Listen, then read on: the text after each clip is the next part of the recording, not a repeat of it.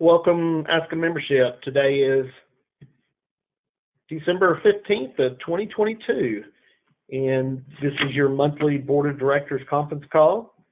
Directors present is Liz Biscuit, Susan Byrne, Denise Krillman, Carol Gherkin, Gina Larson, Ann McCabe, Donna Sims, Jen Weeson, and myself, Rick Gann. First on the agenda is last month's email business. I would entertain a motion to approve.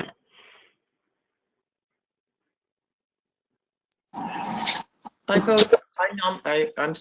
move to approve the emails from last month.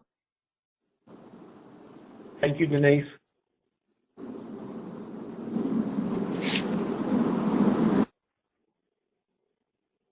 Do we have a second for last month's email business? I'll second. This is Gina. Thank you, Gina. So we have a motion by Denise, a second by Gina to approve last month's email business. Any comments? Okay, all in favor? Aye. Aye. Aye. Aye. Any opposed? Any abstentions? Okay, motion passes. Next on the agenda, Ann, I believe this is yours. Yes. Unfortunately, I need to make a motion to rescind one of the email motions that was passed last month due to an oversight in the proper procedure for approving a judge. Judge Susan Winters had not been published for the 45-day comment period, so therefore she should not have been approved as a judge as voted on by the board last month. So unfortunately, I move to rescind the approval of Susan Winters as a judge.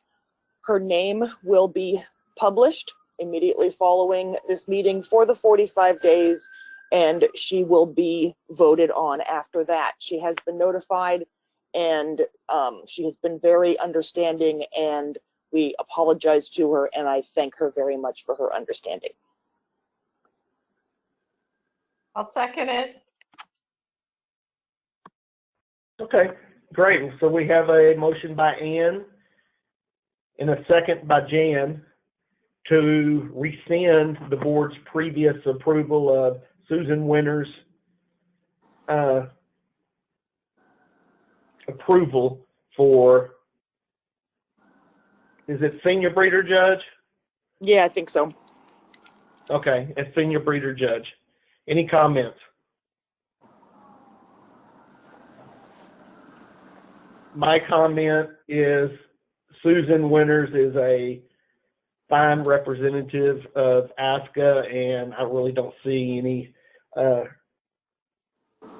future issues with Susan. I think she represents our breed quite well. So I appreciate, and following the rules, we got to do the right thing. So that's just my comment. So I'll go ahead and call for a vote. All in favor? Aye. Aye. Aye. Any opposed? Any abstentions? Okay, so the motion passes to rescind Susan Winters' senior breeder judge approval, and we'll vote again in 45 days. So next on the agenda is the systems liaison report. Gina? Oops. Okay. I really don't have a lot to report since the last meeting, or since my last report, but Inventive is working, excuse me, on the payment processing processes in the portal, and I hope to have it done by Friday. The board wants to go live next week, but I'm not sure if that will be possible since, ASCA needs at least a week to be testing the process. And if anybody wants to help test, please send me an email. When we go live with the portal, it will not be complete and it will be missing some functionality. There are 4 critical fast followers for the portal and 6 fast followers for the admin side. In addition, we still have things like the members only page, moving over files and dog pictures from AWS to Azure, DNA upload for multiple sire litters, both user and admin, among other things. And I also, just as info, the work on the portal is different than the work that was done in the office, which is complete. The majority of the money spent went to updating a broken 20-year-old system in the office and not on the portal. The system now resides in the Azure cloud and is safe and secure. So that's all I have. Any questions? Yeah, Liz, this is Liz. Gina, this movement of the pictures and stuff, is that something that needs to be done by Inventive, or is something that can be done by somebody else? What can be done by somebody else? And in fact, I think Martin might be working on that, but we're waiting for an answer from Inventive for storage space and where it's located in the Azure cloud. Okay, so they don't necessarily have to work on, we could do that ourselves. Well, yeah, a qualified person can. I mean, that would be. Well, yeah, that's what it wouldn't be me, obviously, but Right. but somebody who knows what they're doing could do it, not necessarily. Uh-huh. Okay, all right, yeah. Thanks. Uh-huh. Any other questions for Gina?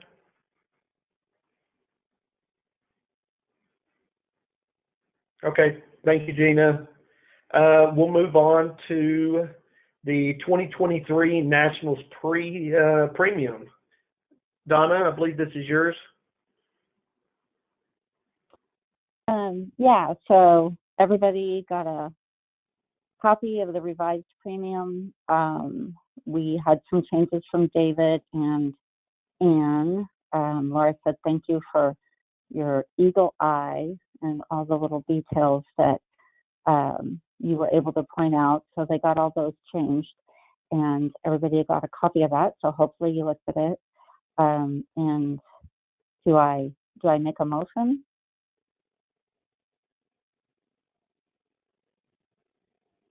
Yes, to approve the premium. Okay, so I would like to make a motion to approve the 2023 Nationals Premium. I'll second Okay. that, Carol.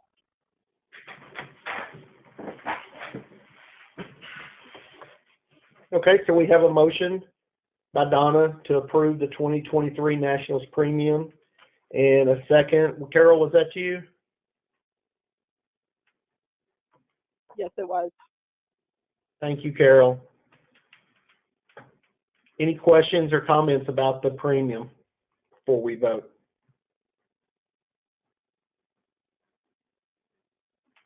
Okay, we'll call for a vote. All in favor?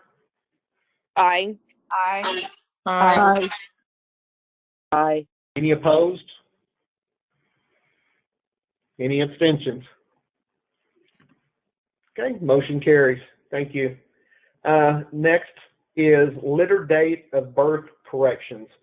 Says the board will vote on 4 pending requests, change the date of birth of a registered litter.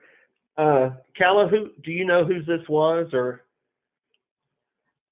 It's not a specific director, but it was just added from email discussions. And if you guys look in the drive, I have the list of the 4 of them.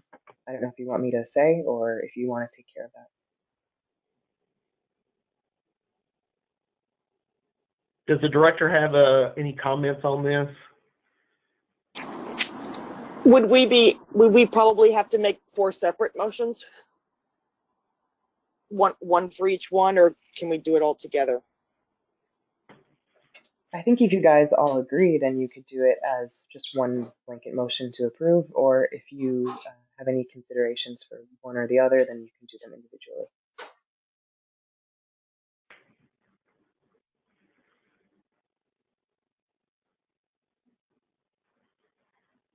This is Liz. I thought that, during an email discussion, we kind of like assumed that we were going to put them all together into one motion and take care of them. They have the same problem, basically. So I thought that's what the discussion was previously. Yeah, I just asked whether that was quote unquote legal. I think it was pretty much decided in all the emails that the 4 cases had the proper documentation. They had made a mistake. They're requesting a correction, and for those things, it has to go to the board. So there were a number of them, so just take care of them all at once. So I'll go ahead and read the 4 that are in question here. The first one is Christine Coop for letter 114095, and it's to correct the date of birth to 5/21/22. The second one is Caroline Hill for letter 114436, and that is to correct the date of birth to 3/8/21. The next one was Lita Jones for letter 108021, and that's to correct the date of birth to 9/6/22. And the last one was Lori Fawcett for letter 112477, and that is to correct the date of birth to 9/4/21. Rick, I have a question. And I will, go ahead, Susan. I'm a little concerned about the litter ID number for the Lita Jones litter. Those puppies were whelped on 9/6, but that litter ID number doesn't work numerically unless the system's gone wonky on us. As those litters come in, there's a litter ID number associated with them. So I don't see how it would be possible for that litter to have a litter ID number for 108021 when they were whelped in September, when everything else is 114. Do you understand my concern there? I do, and if you look at the second one for Caroline Hill, that is also a 2021 litter, but it also has a 114436. Yeah. And that one doesn't concern as much as the 108 does, because it could be that even though those puppies were born in March of 21, she waited a year and a half to register the litter. She could have had DNA issues. There could have been signing off, co-owner issues. There could have been all kinds of issues there. I'm not so concerned about that one as I am about the 108, because it seems totally out of line with the 110,000 plus. I don't. Hi, Susan. And that one. Yes. Susan, this is Calla. So I think that the discrepancy could come between she registered that litter online and perhaps the others did it on paper. But I have the actual screenshot of the litter ID from the registrar, and it's 108021. How very interesting, because historically they have been assigned in chronological order, even if they came in online. So thank you for that clarification. It could be because it's with the new system. Very definitely. I'm not sure. Definitely an anomaly there. Thank you. Okay, so if everybody's in agreement, we can do one or two things. We can go ahead and make a motion to make those changes, or we can ask for clarification if, Susan, you feel like that we need to do that. No, if Calla has the screenshot of the online litter registration, I'm perfectly fine with that. And I can move to approve the change correcting dates of birth for the litters listed in the message following in litter number 114095, 114436, 108021, and 112477. I'll second that. Okay, so we have a motion by Susan and a second by Gina to correct the litter date of birth on the following litters: 114095, 114436, 108021, 112477. I think the second was Jan. Yes, Oh, was it Jan? I'm sorry, Gina. Jan, you were the second? Yes. Okay, thank you. Sorry about that. So before I call the vote, any other questions or concerns on this? Okay, all in favor? Aye. Aye. Aye. Any opposed? Any abstentions? Motion passes. Thank you, guys. And the last one is we're going to discuss increase in rule book fee. The business office currently does not charge for rule books, governing documents sent to affiliates and judges, and the board is considering changing that. So we can go down the list. Liz, how do you feel about that? Well, we already changed the, I mean, we already passed a rule that said that we were going to put a price on the rule books. I guess my question here is whether there is a need before we do that specifically for affiliates and judges, whether we have to change anything in the rules where it says that the books have to be on site. That would be my only question. I don't remember if we did that already or not.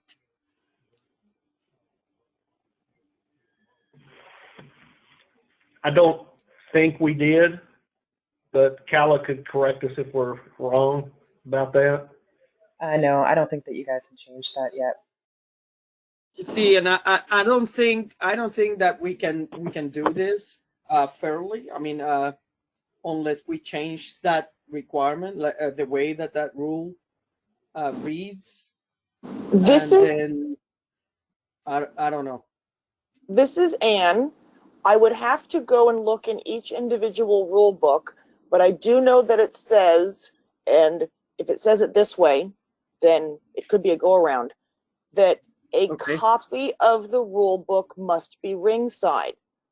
What is preventing that from being a tablet or a phone that has a copy of the rule book on it?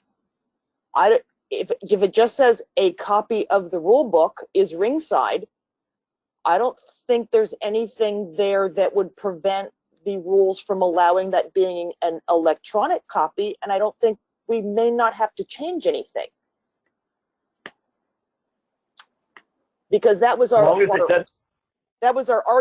in terms of making people pay to get a copy, because everyone can get them online. Yeah, Ann, I think you make a good point as long as it doesn't say a printed copy. I doubt it does. I'm okay with that too. I mean, if it doesn't say a printed copy, that's why I wasn't sure what all the rule books say about that and whether they're worded the same way. Most of the shows I've been to recently don't have a book. Everybody has their phone. Yeah, right. Okay, well, that's the only question that I had, so.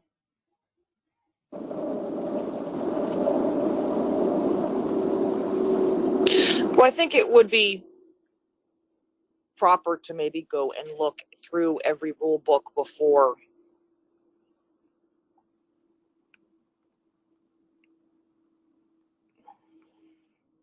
Just to double check. Anybody else have comments on that? We can table this until the following meeting or discuss it on email.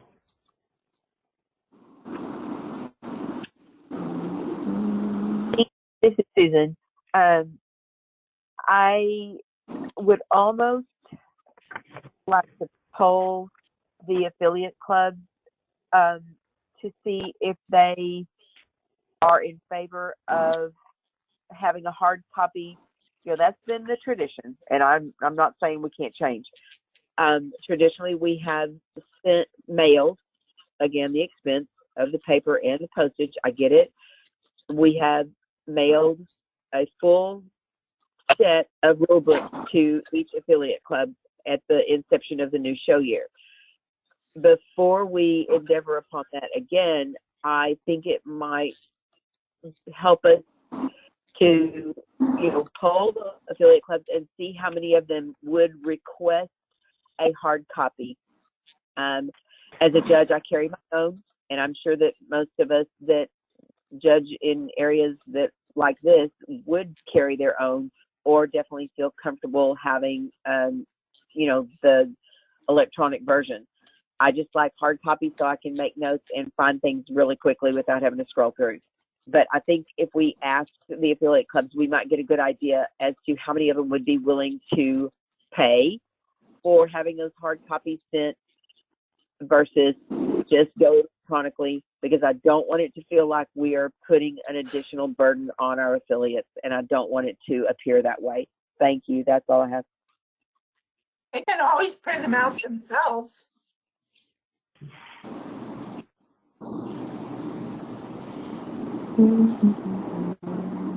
Any other comments? Thank you, Susan. Thank you, Gina.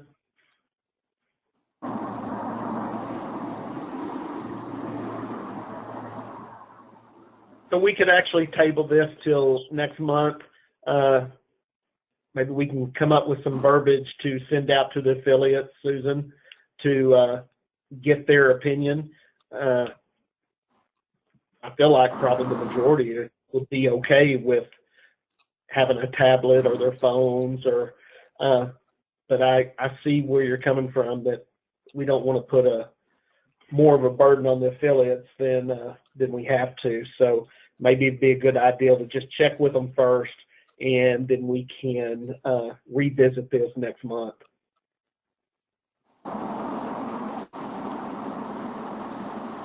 So that was the last item on the agenda. Does any director have any additional comments they'd like to make?